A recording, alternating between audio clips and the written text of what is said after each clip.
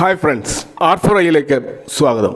അപ്പോൾ ഇന്നലെ Nifty 25,000 cross ചെയ്തപ്പോൾ അവിടെ ഇൻസ്റ്റിറ്റ്യൂഷണൽ ബൈങ് ഡാറ്റ നമ്മൾ പരിശോധിച്ചാൽ അത് അത്ര ഇൻട്രസ്റ്റിംഗ് അല്ല എന്ന് നമുക്ക് കാണാൻ കഴിയും. കാരണം 25,000 ലെവലിൽ നിഫ്റ്റി എത്തിയിട്ട് പോലും FIIസിൻ്റെ നെറ്റ് ബൈങ് 135 കോടിയിൽ ഒതുങ്ങിയിരിക്കുകയായിരുന്നു. അതേപോലെ ഡൊമസ്റ്റിക് ഇൻവെസ്റ്റേഴ്സിൻ്റെതാണെങ്കിൽ 1745 കോടിയിലും അത് ചുരുങ്ങിയിട്ടാണ് നമുക്ക് കാണാൻ കഴിയുന്നത്. അപ്പോൾ അതിൽ നിന്ന് നമ്മൾ മനസ്സിലാകുന്നത് ഇൻസ്റ്റിറ്റ്യൂഷണൽ ഇൻവെസ്റ്റേഴ്സിൻ്റെ ഒരു ബുള്ളിഷ്നെസ് അല്ല ഇന്നലെ ഉണ്ടായിട്ടുള്ള 25,000 ക്രോസ് ചെയ്ത നിഫ്റ്റിയുടെ മുന്നേറ്റം. അപ്പോൾ തീർച്ചയായിട്ടും അവിടെ റീറ്റെയിൽ പാർട്ടിസിപ്പേഷനാണ് നിഫ്റ്റിയെ മുന്നോട്ട് യഥാർത്ഥത്തിൽ നയിക്കുന്നത് എന്നാണ് നമുക്കിതിൽ നിന്നും മനസ്സിലാക്കാൻ കഴിയുന്നത്. അപ്പോൾ യഥാർത്ഥത്തിൽ ഇൻസ്റ്റിറ്റ്യൂഷണൽ ഇൻവെസ്റ്റേഴ്സ് നമ്മുടെ മാർക്കറ്റിൽ അത്ര കംഫർട്ടബിൾ അല്ല. അതിൻ്റെ ഒന്നാമത്തെ കാരണം നമ്മുടെ വാല്യുവേഷൻ തന്നെയാണ്. ഇപ്പോൾ നിഫ്റ്റിയുടെ കറണ്ട് PE വാല്യുവേഷൻ നമ്മൾ നോക്കുകയാണെങ്കിൽ അത് 22.6 അപ്പോൾ ഇത് കഴിഞ്ഞ 3 ഇയേഴ്സിൻ്റെ ഒരു മീഡിയൻ നിഫ്റ്റിയുടെ ഒരു PE നമ്മൾ നോക്കുകയാണെങ്കിൽ അത് 21.9 അപ്പോൾ സ്വാഭാവികമായിട്ടും ഈ ഒരു ഹയർ PE തീർച്ചയായിട്ടും ഇൻസ്റ്റിറ്റ്യൂഷണൽ ബൈങ്ങിനെ തടഞ്ഞു നിർത്തുന്നുണ്ട്. അപ്പോൾ ഇത് നിഫ്റ്റി 50യിൽ തീർച്ചയായിട്ടും ഒരു നേരിയ ഒരു ഡിഫറൻസ് മാത്രമാണെങ്കിൽ മിഡ് ക്യാപ്പിലും സ്മോൾ ക്യാപ്പിലും അങ്ങനെയല്ല. ഇപ്പോൾ നമ്മൾ നിഫ്റ്റി മിഡ് ക്യാപ്പ് നമ്മൾ നോക്കുകയാണെങ്കിൽ ഇപ്പോഴത്തെ PE 34.4 ആണ്. 3 ഇയേഴ്സിൻ്റെ മീഡിയൻ PE 26.6 ആണ്. ഇനി നിഫ്റ്റി സ്മോൾ ക്യാപ്പിലേക്ക് വന്നു കഴിഞ്ഞാൽ അവിടെ അതിൻ്റെ PE 32% ആണെങ്കിൽ അതിൻ്റെ 3 ഇയേഴ്സിൻ്റെ മീഡിയൻ PE 25.1 ആണ്. സ്മോൾ ക്യാപ്പിലും മിഡ് ക്യാപ്പിലും വലിയ തോതിൽ ബൈങ് നടത്താൻ ഇൻസ്റ്റിറ്റ്യൂഷണൽ ഇൻവെസ്റ്റേഴ്സ് ഇപ്പോഴും മടിച്ചു നിൽക്കും. സ്വാഭാവികമായിട്ട് ഇത്ര വലിയൊരു PEയിൽ അവർ എൻ്റർ ചെയ്യുകയില്ല. അപ്പോൾ ഇനി അവർ ചെറിയ തോതിൽ അവിടെ ബൈങ് നടത്തുന്നുണ്ടെങ്കിൽ തന്നെ അതൊരു ഷോർട്ട് ടേമിലേക്കായിരിക്കും. തീർച്ചയായിട്ടും അവിടെ തുടർച്ചയായ പ്രോഫിറ്റ് ബുക്കിംഗ് നമുക്ക് കാണേണ്ടി വരും. അപ്പോൾ നമ്മൾ ഈ ഒരു ഹയർ PEയെ ന്യായീകരിക്കുന്ന രീതിയിലുള്ള ഒരു ക്യൂ ഫോർ ഏർണിങ്സ് വന്നാൽ മാത്രമേ ഈ ഒരു വാല്യുവേഷനിൽ വലിയ തോതിൽ ബൈങ് ഉണ്ടാവുകയുള്ളൂ. എന്നാൽ നമ്മളിപ്പോൾ വന്നുകൊണ്ടിരിക്കുന്ന Q4 ഏർണിങ്സ് അതൊരു മിക്സഡ് ആയിട്ടുള്ള ഏർണിങ്സ് റിപ്പോർട്ടാണ് നമ്മൾ കാണുന്നത്. അതുകൊണ്ട് തന്നെ ഇൻസ്റ്റിറ്റ്യൂഷണൽ ഇൻവെസ്റ്റേഴ്സിൻ്റെ ഹെവി ആയിട്ടുള്ള ഒരു ബൈങ് നമുക്ക് തീർച്ചയായിട്ടും നിയർ ടേമിൽ കാണാൻ കഴിയില്ല. അപ്പോൾ അത്തരം ബൈങ് ഉണ്ടായാൽ തന്നെ അത് ഉടൻ തന്നെ ഒരു പ്രോഫിറ്റ് ബുക്കിങ്ങിൻ്റെ ലക്ഷണങ്ങളും അതിൽ നമുക്ക് കാണാൻ കഴിയും. അതുകൊണ്ടാണ് ഈ ഒരു മാർക്കറ്റ് ഒരു സെൽ ഓൺ റൈസ് മാർക്കറ്റാണ് എന്ന് നമുക്ക് മനസ്സിലാക്കാൻ കഴിയുന്നത്. അപ്പോൾ അതുകൊണ്ട് തന്നെ 25,000 മുകളിൽ സസ്റ്റെയിൻ ചെയ്യുക എന്നുള്ളത് നിഫ്റ്റിയെ സംബന്ധിച്ചോട് ഇപ്പോഴും ഒരു വെല്ലുവിളിയായിട്ട് തുടരുകയാണ്. എന്നാൽ മാർക്കറ്റ് വലിയ തോതിൽ താഴോട്ടേക്ക് പോകാനുള്ള സാധ്യതയും വളരെ കുറവാണ്. അതെന്തുകൊണ്ടാണെന്ന് വെച്ച് കഴിഞ്ഞാൽ ഇപ്പോൾ നമുക്കറിയാം മ്യൂച്വൽ ഫണ്ട് ഇൻവെസ്റ്റേഴ്സ് വലിയ തോതിലുള്ള ക്യാഷ് കയ്യിൽ വെച്ചിരിക്കുകയാണ്. കാരണം അവരൊരു കറക്ഷന് വേണ്ടി എപ്പോഴും കാത്തിരിക്കുകയാണ്. അപ്പോൾ ഓരോ ഡിപ്പിലും ഓരോ കറക്ഷനിലും അവർ ബൈ ചെയ്തുകൊണ്ടിരിക്കുന്നത് കൊണ്ട് തന്നെ നിഫ്റ്റി വലിയ തോതിൽ താഴോട്ടേക്കും പോവുകയില്ല. ആ ഒരു ലെവലിൽ ഇങ്ങനെ കൺസോളിഡേറ്റ് ചെയ്യുകയാണ് ചെയ്യുന്നത്. അപ്പോൾ ഹയർ വാല്യുവേഷൻ ആയതുകൊണ്ട് തന്നെ അങ്ങനെ ഒരു ഡിപ്പിൽ വാങ്ങുന്നവർ പെട്ടെന്ന് തന്നെ മാർക്കറ്റ് കുതിക്കുമ്പോൾ ഉടൻ തന്നെ ആ വാല്യുവേഷൻ അധികരിച്ചത് കാരണം ഭയപ്പെട്ടുകൊണ്ട് ഉടൻ തന്നെ പ്രോഫിറ്റ് ബുക്ക് ചെയ്യുകയും ചെയ്യുന്നു. അപ്പോൾ അതുകൊണ്ട് ഈ ഒരു സൈക്കിൾ തുടർന്നുകൊണ്ടേയിരിക്കുകയാണ്. അതുകൊണ്ടാണ് ഇതൊരു സെൽ ഓൺ റൈസ് ആയിട്ട് നമുക്ക് കാണുന്നത്. അപ്പോൾ ഒരു സസ്റ്റെയിൻഡ് ആയിട്ടുള്ള ഒരു ഗ്രോത്ത് കാണണമെങ്കിൽ ഇനി നമുക്ക് ചില സ്പെസിഫിക് സെക്ടറുകളിൽ മാത്രമേ ചിലപ്പോൾ കാണാൻ കഴിയുള്ളൂ. ആ സെക്ടറുകളിലുള്ള ഏർണിങ്സിൽ ഒരു തിരിച്ചുവരവുണ്ടാകുമ്പോൾ അത്തരം സെക്ടറുകളിൽ വമ്പിച്ച റാലി നമുക്ക് ചിലപ്പോൾ അടുത്ത മീഡിയം ടു ലോങ് ടേമിൽ ചിലപ്പോൾ കാണാൻ കഴിഞ്ഞേക്കും. അപ്പോൾ മൊത്തത്തിൽ നമ്മൾ Indian market medium to long term positive തന്നെയാണ്. കാരണം ഹെൽത്തി ആയിട്ടുള്ള മാക്രോ എക്കണോമിക് ഔട്ട്ലുക്കാണ് നമുക്ക് ഇന്ത്യൻ മാർക്കറ്റിന് കാണാൻ കഴിയുന്നത്. പ്രത്യേകിച്ച് നമ്മുടെ ഇൻഫ്ലേഷൻ കുറയുന്നുണ്ട്, കൂടാതെ റേറ്റ് കട്ടിനുള്ള സാധ്യതകളുണ്ട്, കൂടാതെ നല്ല രീതിയിലുള്ള ഒരു മൺസൂണാണ് പൊതുവെ വെതർ ഫോർകാസ്റ്റിലൂടെ കാണാൻ കഴിയുന്നത്. സ്വാഭാവികമായിട്ട് ഒരു അഗ്രികൾച്ചർ ബേസ്ഡ് കൺട്രി എന്നുള്ള നിലയ്ക്ക് അത് നമ്മുടെ എക്കണോമിയെ വലിയ തോതിൽ ബൂസ്റ്റ് ചെയ്യും. കൂടാതെ റീറ്റെയിൽ ഇൻവെസ്റ്റേഴ്സ് വലിയ തോതിൽ മാർക്കറ്റിലേക്ക് കടന്നു വരുന്നതായിട്ടാണ് ഡാറ്റകൾ സൂചിപ്പിക്കുന്നത്.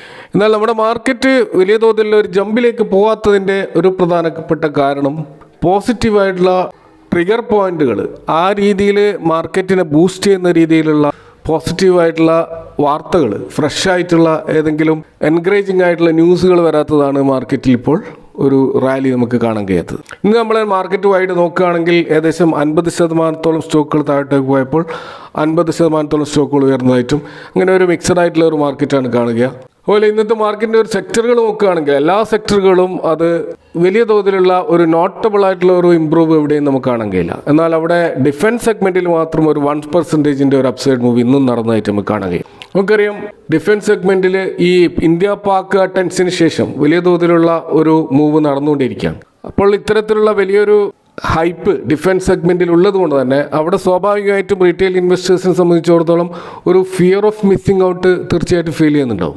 ഇന്ത്യൻ ഡിഫൻസ് സെഗ്മെൻറ്റിനെ കുറിച്ച് അതിൻ്റെ ഇൻ്റർനാഷണൽ കോൺട്രാക്റ്റുകൾ വലിയ തോതിൽ വരുമെന്നും അതുകൊണ്ട് തന്നെ ഇന്ത്യൻ ഡിഫൻസ് കമ്പനികൾ കേന്ദ്രീകരിച്ചുകൊണ്ട് വലിയൊരു എക്സ്പെക്റ്റേഷനാണ് ഇപ്പോൾ ബിൽഡ് ചെയ്തുകൊണ്ടിരിക്കുന്നത്. പക്ഷെ ഇവിടെ ഒരു ഇൻവെസ്റ്റേഴ്സ് നോക്കേണ്ട ഒരു കാര്യം, എല്ലാവരും ഈ ഡിഫൻസ് സെഗ്മെൻറ്റിനെ കുറിച്ചും എല്ലാവരും ഈ ഡിഫൻസ് സ്റ്റോക്കുകൾ ഇൻവെസ്റ്റ് ചെയ്യുമ്പോൾ അവിടെ ഒരു യുഫോറിയ ഉണ്ടാവുകയാണ്. അപ്പോൾ സ്വാഭാവികമായിട്ട് അത്തരം യുഫോറിയകളിൽ നമ്മൾ ഇൻവെസ്റ്റ് ചെയ്താൽ അതിൻ്റെ ഒരു ക്രാഷിൻ്റെ സമയത്ത് വലിയ നഷ്ടങ്ങൾ സംഭവിക്കാനുള്ള സാധ്യതകൾ നമ്മൾ ഹിസ്റ്റോറിക്കലി കാണാൻ കഴിയുന്നതാണ്. അപ്പോൾ ഇവിടെ നമ്മൾ ചില ഡിഫൻസ് സ്റ്റോക്കുകളുടെ അത്തരം പെർഫോമൻസുകൾ നമ്മളിപ്പോൾ നോക്കിക്കഴിഞ്ഞാൽ നമുക്ക് ഈ കാര്യങ്ങൾ കുറച്ചുകൂടി വ്യക്തമാണ്. ഇപ്പോൾ ഉദാഹരണത്തിന് ഞാനിവിടെ പരസ് ഡിഫൻസ് ആൻഡ് സ്പേസ് ടെക്നോളജീസിൻ്റെ ആ ഒരു കമ്പനിയെ നമ്മളൊന്ന് അനലൈസ് ചെയ്ത് നോക്കി കഴിഞ്ഞാൽ നമുക്കറിയാം പരസ് ഡിഫൻസ് എന്ന് പറയുന്നത് ഇന്ത്യയിലെ ഒരു പ്രധാനപ്പെട്ട ഒരു കമ്പനിയാണ്. Space optics, EMP protection, heavy engineering തുടങ്ങിയ നാഷണൽ സെക്യൂരിറ്റിയുമായി ബന്ധപ്പെട്ടിട്ടുള്ള അത്തരം ടെക്നോളജി മേഖലയിൽ പ്രവർത്തിക്കുന്ന ഒരു കമ്പനിയാണ് പരസ് ഡിഫൻസ്. അപ്പോൾ ഇന്ത്യയുടെ ഡിഫൻസ് മാനുഫാക്ചറിങ് ഇക്കോസിസ്റ്റത്തിൽ ഒരു വലിയ റോളുള്ള ഒരു കമ്പനി കൂടിയാണ് പരസ് ഡിഫൻസ്. അപ്പോൾ ഈ സ്റ്റോക്കിൽ കഴിഞ്ഞ 2 മാസങ്ങളിൽ അതിൻ്റെ പ്രൈസ് മൂവ്മെൻറ്റ് നമ്മൾ നോക്കിക്കഴിഞ്ഞാൽ ഏപ്രിൽ മാസം അത് 821 എന്നുള്ള ലോയിൽ ട്രേഡ് ചെയ്ത ഒരു സ്റ്റോക്കാണ് പരസ് ഡിഫൻസ്. പിന്നീട് അത് ഏപ്രിൽ മാസം 1468 എന്ന ഹൈ വരെ ക്രിയേറ്റ് ചെയ്തിട്ടുണ്ടായി. അപ്പോൾ യഥാർത്ഥത്തിൽ ആ സമയത്ത് വലിയ തോതിൽ അക്യുമുലേഷൻ ആ സ്റ്റോക്കിൽ നടക്കുന്നുണ്ടായിരുന്നു. മെയ് മാസം നമുക്ക് കാണാൻ കഴിയും 1301 എന്നുള്ള ലോയിലേക്ക് ഈ സ്റ്റോക്ക് വന്നിരുന്നു. അവിടെ നിന്നാണ് 1942 എന്നുള്ള വലിയ ഹൈയിലേക്ക്, ഓൾ ടൈം ഹൈയിലേക്ക് ഈ സ്റ്റോക്ക് പോയത്. അപ്പോൾ ആ സമയത്തൊക്കെയുള്ള വോളിയം നമ്മൾ ശ്രദ്ധിച്ചു കഴിഞ്ഞാൽ 27 മില്യണിൽ നിന്ന് 49 മില്യണിലേക്ക് ആ 2 മാസം വോളിയം വർദ്ധിച്ചതായിട്ട് കാണാം. ആ സ്റ്റോക്ക് പിന്നീട് സംഭവിച്ചത് നമുക്ക് കാണാൻ കഴിയും. ആ ഒരു ഹൈയിൽ നിന്നും പിന്നീട് ഒരു കറക്ഷൻ വന്നതായിട്ട് കാണാം. 16% ഒരു ഡൗണിലേക്ക് ആ സ്റ്റോക്ക് പോവുകയുണ്ടായി. ഇപ്പോൾ 1600 റേഞ്ചിലാണ് നമുക്ക് ആ സ്റ്റോക്ക് കാണാൻ കഴിയുന്നത്. അപ്പോൾ ഈ സ്റ്റോക്ക് പിന്നീട് കറക്റ്റ് ചെയ്തിട്ട് 1650 ലെവലിലേക്ക് വന്നു. ഏകദേശം 300 രൂപയുടെ ഒരു കറക്ഷനാണ് അവിടെ നമുക്ക് കാണാൻ കഴിയുന്നത്. അപ്പോൾ അതിൽ നിന്ന് നമുക്ക് മനസ്സിലാക്കാം അവിടെ കൃത്യമായിട്ടുള്ള പ്രോഫിറ്റ് ബുക്കിംഗ് നടന്നിട്ടുണ്ട്. അപ്പോൾ ഇതേപോലുള്ള ഒരു കറക്ഷൻ ഇതിനു മുമ്പും ഈ സ്റ്റോക്കിൽ ഉണ്ടായിട്ടുണ്ട്. 2024 ജൂൺ മാസം 1527 എന്നുള്ള ഹൈയിൽ ഈ സ്റ്റോക്ക് പോയിരുന്നു. ഇപ്പോൾ നമ്മൾ കാണുന്ന ഈ പ്രൈസ് റേഞ്ചിലേക്ക്, ഇപ്പോൾ താഴോട്ടേക്ക് വന്ന ഈ ഒരു പ്രൈസ് റേഞ്ചിലേക്ക് മുമ്പ് 2024 ജൂൺ മാസത്തിൽ ഈ സ്റ്റോക്ക് പോയിരുന്നു എന്ന് നമുക്ക് കാണാൻ കഴിയും. അന്നും ആ ഒരു വോളിയത്തിൽ വലിയ വർധനമുണ്ടതായിട്ട് കാണാൻ കഴിയും. 37 മില്യണിൽ നിന്ന് 59 മില്യണിലേക്ക് അതിൻ്റെ ട്രേഡിംഗ് വോളിയം വർദ്ധിച്ചതായിട്ട് നമുക്ക് അവിടെ കാണാൻ കഴിയും. അതിനുശേഷം പിന്നീടാണ് കണ്ടിന്യൂസ് ആയിട്ട് ഡൗൺ ട്രെൻഡിലേക്ക് പോയിട്ട് കുറേ കാലം കഴിഞ്ഞ ശേഷമാണ് ഇപ്പോൾ ഈ ഒരു സ്പൈക്ക് നമ്മൾ കാണുന്നത്. അപ്പോൾ നിലവിലുള്ള ഈ 1650 ആ ഒരു ലെവൽ ഇപ്പോൾ ഒരു സപ്പോർട്ട് എടുക്കും. കഴിഞ്ഞ വർഷം സംഭവിച്ചതുപോലെ അത് കണ്ടിന്യൂസ് ആയിട്ട് കുറേ ക്വാർട്ടറുകളിൽ അതേ പ്രൈസിൽ നിൽക്കുമോ എന്നുള്ളതാണ് നമ്മൾ തീർച്ചയായിട്ടും പരിശോധിക്കേണ്ടത്. കാരണം ഹിസ്റ്ററി അതേപോലെ തന്നെ റിപ്പീറ്റ് ചെയ്യുമോ ഇല്ലയോ എന്ന് നമുക്കറിയില്ല. പക്ഷേ ഇവിടെ നമ്മൾ വോളിയം നോക്കിക്കഴിഞ്ഞാൽ വോളിയം കുറഞ്ഞു വരുന്നതായിട്ട് നമുക്ക് യഥാർത്ഥത്തിൽ കാണാൻ കഴിയും. ഇപ്പം നമുക്ക് ആവറേജ് ഇതിൻ്റെ ഒരു വർഷത്തെ വോളിയം നോക്കിക്കഴിഞ്ഞാൽ 8 മില്യണാണ്. കഴിഞ്ഞ ഒരു മാസത്തെ വോളിയം 37 മില്യണായിട്ട് നമുക്ക് ആവറേജ് വോളിയം കാണാൻ കഴിയും. എന്നാൽ കഴിഞ്ഞ ഒരാഴ്ചയായിട്ട് ഇതിൻ്റെ വോളിയം 16ലേക്ക് ചുരുങ്ങിയതായിട്ട് കാണാം. അപ്പോൾ വോളിയം കുറഞ്ഞു വരികയാണ്. സ്വാഭാവികമായിട്ടും ആ ഒരു ഹിസ്റ്ററി റിപ്പീറ്റ് ചെയ്യുന്നതിൻ്റെ ഒരു ലക്ഷണമാണ് നമുക്കിവിടെ കാണാൻ കഴിയുന്നത്. അപ്പോൾ ഇത് നമ്മൾ ഈ സ്റ്റോക്കിൽ ശ്രദ്ധിക്കേണ്ട ഒരു കാര്യമാണ്. ഇനി ഇതേപോലെ മറ്റൊരു ഡിഫൻസ് സ്റ്റോക്ക് നമുക്ക് നോക്കാം. പ്രീമിയർ എക്സ്പ്ലോസീവ് എന്ന് പറയുന്ന സ്റ്റോക്ക്. ഇതൊരു മറ്റൊരു പ്രധാനപ്പെട്ട ഒരു ഡിഫൻസ് സ്റ്റോക്കാണ്. Solid propellants, explosives, defence pyrotechnics, ഇങ്ങനെ ഡിഫൻസ് മേഖലയുമായി ബന്ധപ്പെട്ട അതിൻ്റെ ക്രിറ്റിക്കലായിട്ട് പല ഇൻപുട്സും ISROനും അതുപോലെ DRDOക്കും സപ്ലൈ ചെയ്യുന്ന ഒരു കമ്പനിയാണ് പ്രീമിയർ എക്സ്പ്ലോസീവ്. ഇപ്പോൾ ഇന്ത്യയുടെ ആ ഒരു സ്ട്രാറ്റജിക് ആയിട്ടുള്ള വാർ എക്യുപ്മെൻറ്റ്സിൽ പ്രവർത്തിക്കുന്ന ഒരു കമ്പനി കൂടിയാണിത്. ഈ സ്റ്റോക്കിൻ്റെ പ്രൈസ് മൂവ്മെൻറ്റ് നമ്മളൊന്ന് പരിശോധിച്ചാൽ ഒരു ഹൈ അത് ക്രിയേറ്റ് ചെയ്തിട്ടുള്ളത് 618 എന്ന ലെവലായിരുന്നു. അപ്പോൾ ഈ ലെവൽ ഇത് എത്തുന്നതിൻ്റെ ആ ഒരു യാത്ര കഴിഞ്ഞ മാസം മുതൽ തുടങ്ങിയതായിട്ട് നമുക്ക് കാണാൻ കഴിയും. കാരണം ഏപ്രിൽ മാസത്തെ ഒരു ഡാറ്റയിൽ അതിൻ്റെ വോളിയം വർദ്ധിച്ചു വരുന്നതായിട്ട് നമുക്ക് കാണാൻ കഴിയും. 13 മില്യണായിട്ട് അത് ഉയർന്നിട്ടുണ്ടായിരുന്നു. പിന്നീട് മെയ് മാസം അത് 44 മില്യണായിട്ടാണ് ഉയർന്നത്. അപ്പോൾ തീർച്ചയായിട്ടും അവിടെ വലിയ തോതിലുള്ള അക്യുമുലേഷൻ ഏപ്രിൽ മാസം മുതൽ ആരംഭിച്ചിരുന്നു. അതിൻ്റെ ഹൈയിൽ എത്തിയിട്ട് ഇപ്പോൾ അത് 618 എന്ന ലെവലിൽ അതിൻ്റെ പ്രൈസ് കാണാൻ കഴിയും. ഇതേപോലെയുള്ള ഒരു മുന്നേറ്റം 2024 ഏപ്രിൽ മെയ് ജൂൺ മാസങ്ങളിൽ ഈ സ്റ്റോക്കിൽ ഉണ്ടായിരുന്നു. അന്ന് ഏപ്രിൽ മാസം ഇതേപോലെ തന്നെ ഒരു 17 മില്യൻ്റെ ഒരു വോളിയം വർദ്ധിക്കുകയും അതിൻ്റെ അടിസ്ഥാനത്തിൽ ഇതിൻ്റെ സ്റ്റോക്ക് പ്രൈസ് 300-ൽ നിന്ന് ഏകദേശം 500 ലെവലിലേക്ക് ഉയരുകയും ചെയ്തിരുന്നു. അതിനുശേഷമുള്ള മെയ് മാസം അതേപോലുള്ള ഒരു വോളിയം ഉണ്ടായിരുന്നില്ല, 5 മില്യണായിട്ട് ചുരുങ്ങിയിരുന്നു. പക്ഷേ നെക്സ്റ്റ് ജൂൺ മാസം അത് പിന്നെയും 18 മില്യണിലേക്ക് വോളിയം ഉയർന്നതായിട്ട് കാണാം. അന്നാണ് ഇതിൻ്റെ പ്രൈസ് 908 എന്നുള്ള വമ്പിച്ച ഒരു ഓൾ ടൈം ഹൈയിലേക്ക് ഈ സ്റ്റോക്ക് പോയത്. പക്ഷെ അതിനുശേഷം ശക്തമായ പ്രോഫിറ്റ് ബുക്കിംഗ് ഈ സ്റ്റോക്കിൽ ആരംഭിക്കുകയും ഈ പഴയ 500 ലെവലിലേക്ക് ആ സ്റ്റോക്ക് വരികയും ചെയ്തു. അതിനുശേഷമാണ് ഇപ്പോൾ ഈ 600 ലെവലിലേക്കുള്ള ഒരു മുന്നേറ്റം കാണുന്നത്. പക്ഷെ ഇവിടെ നമ്മൾ മനസ്സിലാക്കേണ്ടത് ഈ സ്റ്റോക്ക് അതിൻ്റെ പ്രീവിയസ് ഹൈയിലേക്ക് തിരിച്ച് വന്നിട്ടില്ല ഇനിയും. അതുകൊണ്ടാണ് ഈ സ്റ്റോക്കിൽ ഇപ്പം വോളിയം കുറയുന്നതായിട്ട് നമ്മൾ കാണുന്നില്ല. ഇപ്പോൾ ഇതിൻ്റെ ഒരു വർഷത്തെ ആവറേജ് വോളിയം നോക്കുകയാണെങ്കിൽ അത് 4 മില്യണാണ് ആവറേജ് വോളിയം. ആ ആവറേജ് വോളിയം കഴിഞ്ഞ ഒരു മാസം നോക്കുകയാണെങ്കിൽ അത് 27 മില്യണായിട്ട് ഉയർന്നിട്ടുണ്ട്. ഇനി കഴിഞ്ഞ ഒരാഴ്ചയുടെ നോക്കുകയാണെങ്കിൽ അത് 24 മില്യൺ എന്ന ലെവലിൽ തന്നെ നിൽക്കുകയാണ്. ഇപ്പോൾ ഇന്ന് കഴിഞ്ഞ ഒരു ദിവസത്തെ വോളിയം നോക്കുകയാണെങ്കിൽ അത് 23 മില്യണിലെല്ലാം നിൽക്കുകയാണ്.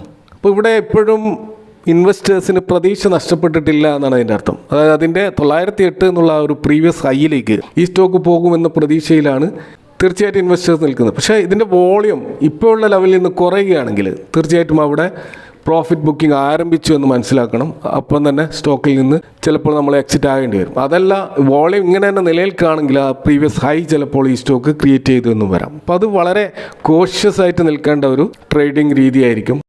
ഓക്കെ, മറ്റൊരു സ്റ്റോക്ക് നമ്മൾ കാണുന്നത് ഐഡിയ ഫോർജ് ആണ്. ഇത് അതിൻ്റെ IPO വലിയ തോതിൽ ആളുകൾ വെയിറ്റ് ചെയ്ത് നിന്ന ഒരു IPO ആയിരുന്നു. എന്നാൽ IPO ഉണ്ടാക്കിയ ഹൈപ്പിന് അടുത്ത് പോലും പിന്നീട് ഈ ഐഡിയ ഫോർജ് സ്റ്റോക്കിന് എത്താൻ പറ്റിയിട്ടില്ല എന്ന് നമുക്ക് കാണാൻ കഴിയും. അപ്പോൾ ഐഡിയ ഫോർജ് പ്രധാനമായിട്ടും ഈ അൺമാൻഡ് ഏരിയൽ വെഹിക്കിൾസ് അഥവാ ഡ്രോൺ ടെക്നോളജിയിൽ വർക്ക് ചെയ്യുന്ന ഒരു കമ്പനിയാണ്. അപ്പോൾ അത് ഡിഫൻസിലും ഹോംലാൻഡിലുള്ള മറ്റ് സെക്യൂരിറ്റികൾക്കും ഇൻഡസ്ട്രിയൽ ക്ലയൻസിനൊക്കെ ഈ ഒരു പ്രൊഡക്റ്റ് അവർ മാനുഫാക്ചറിങ് ചെയ്ത് സപ്ലൈ ചെയ്യുന്നുണ്ട്. അപ്പോൾ ഈ സ്റ്റോക്കിലുള്ള ഒരു പ്രൈസ് മൂവ്മെൻറ്റ് നമ്മൾ നോക്കുകയാണെങ്കിൽ ഈ 2024 ഈ സ്റ്റോക്കിൽ ഒരു ഹൈപ്പ് ഉണ്ടായതായിട്ട് കാണാം. അതായത് 2024 ജൂൺ ജൂലൈ മാസങ്ങളിൽ അതിൻ്റെ വോളിയം ഇൻക്രീസ് ആയതായിട്ടാണ്. 25 മില്യണും 23 മില്യണായിട്ട് 2 മാസങ്ങൾ അതിൻ്റെ വോളിയം വർദ്ധിച്ചിട്ടുണ്ടായിരുന്നു. അന്ന് അതിൻ്റെ പ്രൈസ് 864 എന്ന ഹൈയിലേക്ക് പോയതായിട്ടും ആ 2 മാസങ്ങളിൽ നമുക്ക് കാണാൻ കഴിയും. എന്നാൽ പിന്നീട് ഈ സ്റ്റോക്കിൽ ഒരു ഡിക്ലൈൻ ആയിട്ട് അതിൻ്റെ പ്രൈസ് 304 എന്നുള്ള ലെവൽ ഏപ്രിൽ മാസം വന്നതായിട്ട് നമുക്ക് കാണാൻ കഴിയും. അവിടെ നിന്നാണ് വീണ്ടും ചെറിയൊരു മൂവ്മെൻറ്റ് ഇപ്പോൾ കാണുന്നത്. അപ്പോൾ ഇവിടെ വോളിയം വർദ്ധിച്ചതായിട്ട് കാണാം. 5 മില്യണിൽ നിന്ന് 44 മില്യണായിട്ട് ഉയർന്നതായിട്ട് കാണാം. യഥാർത്ഥത്തിൽ വലിയ തോതിൽ ഓർഡർ ബുക്കുകളോ അല്ലെങ്കിൽ ഗവൺമെൻറ്റിൻ്റെ ഭാഗത്തുനിന്നുള്ള വലിയ തോതിലുള്ള ഓർഡറുകളോ ലഭിച്ചതിൻ്റെ അടിസ്ഥാനത്തിലൊന്നുമല്ല ഈ ഒരു മൂവ്മെൻറ്റ് എന്ന് മനസ്സിലാക്കാൻ കഴിയും. കാരണം ഇവിടെ ഓൾറെഡി ഡിഫൻസ് സെഗ്മെൻറ്റിൽ മൊത്തത്തിൽ എല്ലാ സ്റ്റോക്കുകളും റൺ ചെയ്യുകയാണ്. സ്വാഭാവികമായിട്ട് ആ ഒരു യുഫോറിയൻ്റെ ഭാഗമായിട്ട് ഈ സ്റ്റോക്കുകളിലും ആൾക്കാർ ഇൻവെസ്റ്റ് ചെയ്യുകയാണ്. അതുകൊണ്ടാണ് ഇതിൻ്റെ വോളിയത്തിൽ വലിയൊരു ജമ്പാണ് ഇപ്പോൾ കാണുന്നത്. 44 മില്യണിൻ്റെ ഒരു ജമ്പാണ് നമുക്ക് വോളിയത്തിൽ കാണാൻ കഴിയുന്നത്. അപ്പോൾ 584 എന്നുള്ള ഹൈ ഇപ്പോൾ ഈ സ്റ്റോക്ക് ക്രിയേറ്റ് ചെയ്തിരിക്കുകയാണ്.